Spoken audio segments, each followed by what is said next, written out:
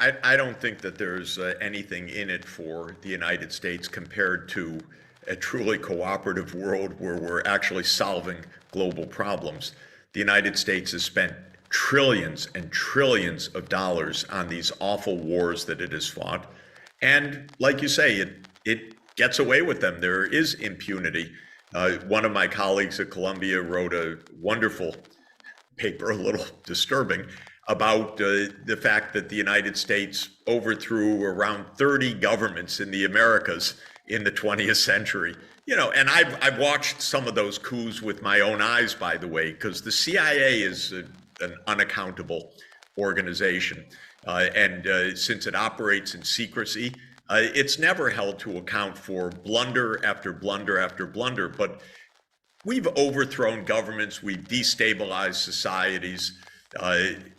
You know, in the African context, the CIA thought it was really important that Lumumba be assassinated rather than to have a true popular leader in the Congo after independence, that kind of thing, putting the country on a tailspin for decades afterwards, as if this is somehow good for America and so on. You know, there are people who argue the line that, well, this is for the U.S. military-industrial complex or to keep vital resources and so on. There may be motivations like that, but it's so stupid because it does not deliver anything of benefit or security for the American people, actually. But it is a mindset. The mindset is real. I know the mindset. And the mindset, by the way, if anybody plays the board game, which was popular in my youth in the United States, the game of Risk. That's a board game where you have a world map, and the goal is to have your piece on every place in the world. That's how you win.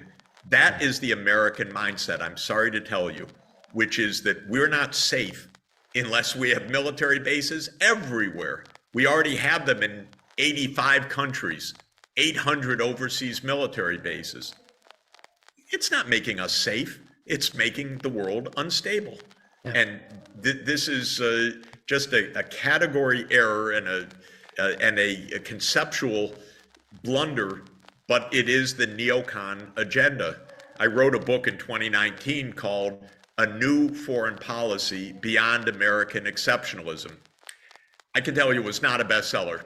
I don't know how many people read it, but its effects I don't feel, because basically was saying this approach, this unipolar approach, this idea that America is the one country that gets to write all the rules, this is not going to deliver even for the American people, much less for the rest of the world. Yeah, well, this also at a high cost to the American people, a nation itself torn apart. You've just had your own January 6th insurrection, and whilst you're spending billions of dollars on this proxy war, and we all know this is nothing but a proxy war, with the Ukrainians being the cannon fodder, whilst you are at the same time also moving to the bigger war with China. You constitute, 3% of the world's population, and yet you insist on this incredible dominance in the world. First, we are currently 4.2% of the world population and about 15.5% of world production measured at international prices. So it's a rich country, it's a big country, but not a country in a position to run the world. China, after all, has a population that is more than 4 times the United States and an economy that at international prices is larger than the US economy. And so how we're going to run China? Well, of course not. And that was the whole gist of President Xi Jinping's speech to the 20th Party Congress this week, which is the United States is not going to run China.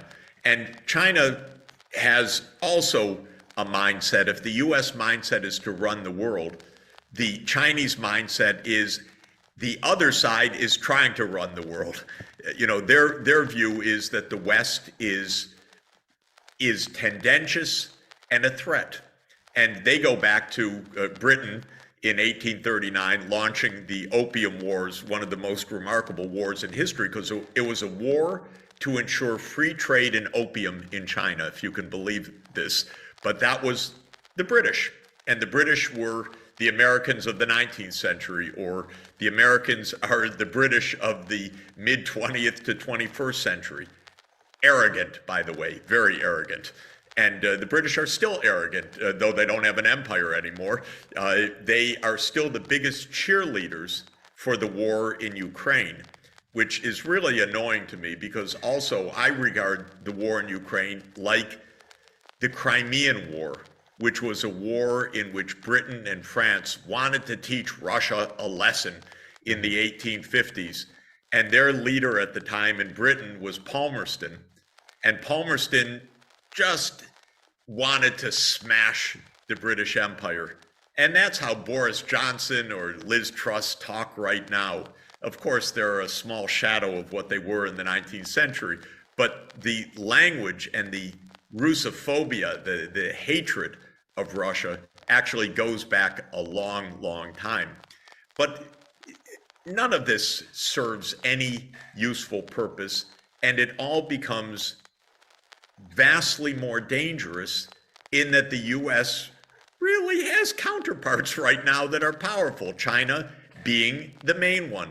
And China's rise is driving American strategists crazy. It's a kind of profound neurotic reaction right now, because the U.S. is supposed to be the unipolar world, and there's China. What are they doing there? They were supposed to come under the U.S. umbrella, but they want to do their own thing. And that is unforgivable. So we're virtually in a Cold War with China right now that the U.S. has instigated, because all of our documents, including one that Biden put out a couple of weeks ago, says China's the biggest threat to the international order. Well, you look at it. How about the wars since 1980?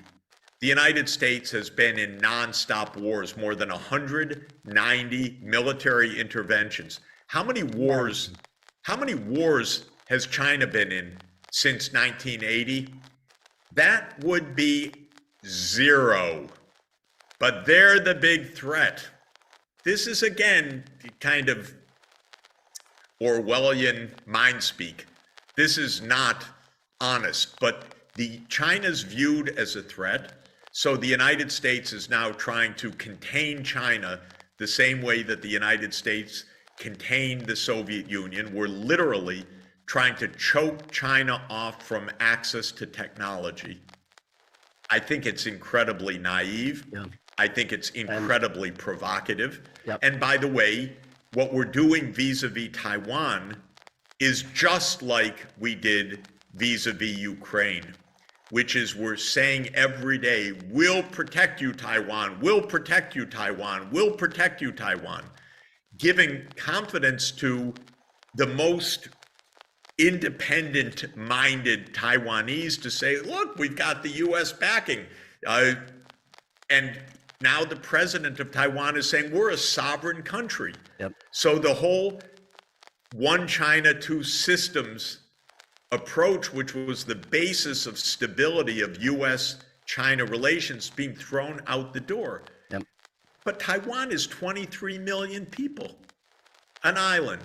China's 1.4 billion people, a nuclear superpower. Yep. And the United States is going to defend them? Well, are we really going to have nuclear Armageddon over this issue? And this is the kind of provocative foreign policy that the United States needs to stop running. Yeah, and then we have Mrs. Pelosi, for absolutely no reason whatsoever, flying to Taiwan to literally poke the Chinese in the eyes. It seems insane and deeply provocative. And it doesn't deliver anything. Failure in Iraq, failure in Libya, failure in Syria. And, well, we also know that, ultimately, total humiliation in Afghanistan. The idea is U.S. security depends on full spectrum dominance by the United States. That the U.S. can only be secure if it is dominant over every other country and every other region of the world. Now, no other country lives in those conditions.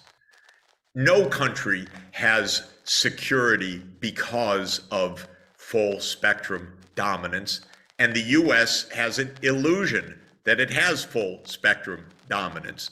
So what the US needs to, and when I say the US, of course, we're not talking about populations, we're talking about small numbers of leaders of the permanent state. We're not even necessarily talking about presidents, by the way, because this is foreign policy doctrine of the Pentagon and the security institutions of the United States. Politicians come and go, but this has been doctrine for a long time. And the point is that the US wants a kind of security that it would absolutely deny to the other 96% of the world. It doesn't say to the only thing the US says to the rest of you want security, you follow us. We'll be the security. Of course, then you have to follow us. You can't have any ideas of your own.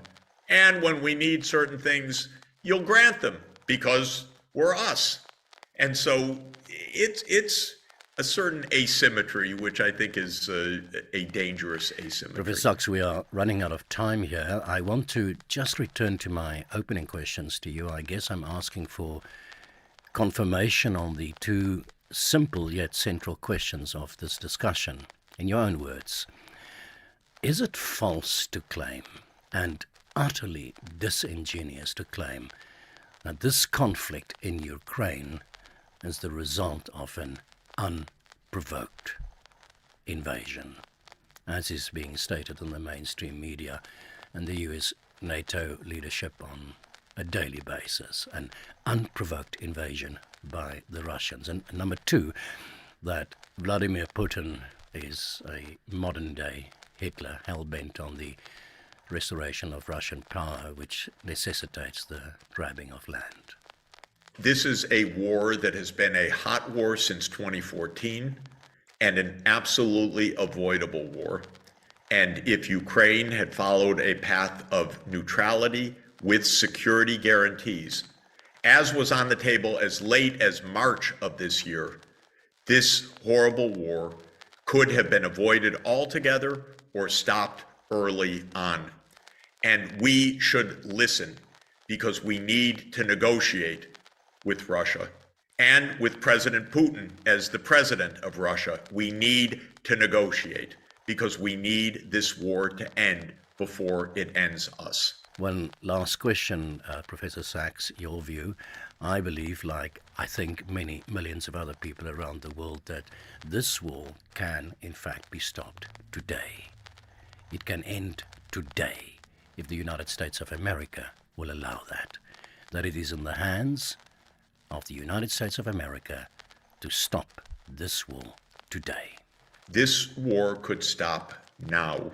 And in March, the two sides, with the brilliant mediation of Turkey, actually were exchanging documents to end the war.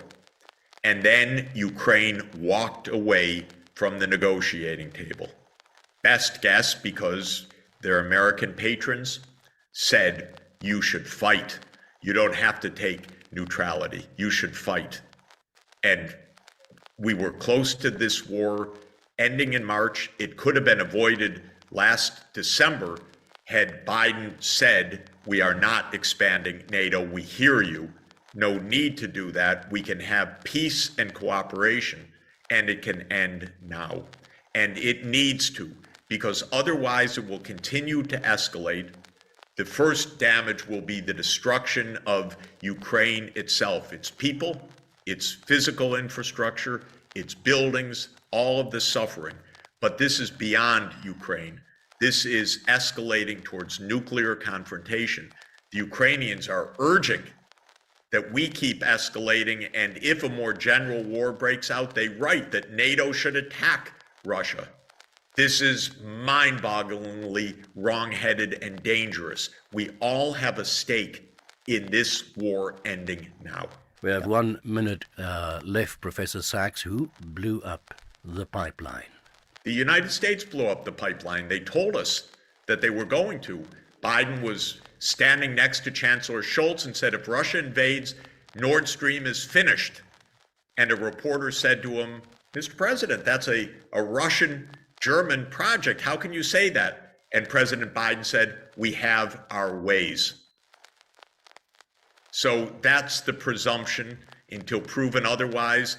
Lo and behold, the Europeans can't figure out who did it. Lo and behold, the Swedes can't even share their intelligence with Denmark and Germany. The fingerprints are all over this thing. I believe that the overwhelming likelihood is the US did it and tried to point otherwise, but we'll probably hear soon from the Europeans, it was sabotage, but the trail has run cold. We just can't figure out who did it. That's what we're probably going to hear as more patter from the US-led information system. The war continues, the destruction continues, and yeah, what I want to know is there any sign whatsoever in your mind, something that you've observed that you might point to that will give us hope that sanity ultimately will prevail? You know, sanity can prevail because clear-thinking people all over the world know how dangerous this is. And we need to keep pushing and need to keep saying, stop the war. And this is for the sake of all humanity, not only for those immediately suffering, but the whole world is at risk as long as this war continues.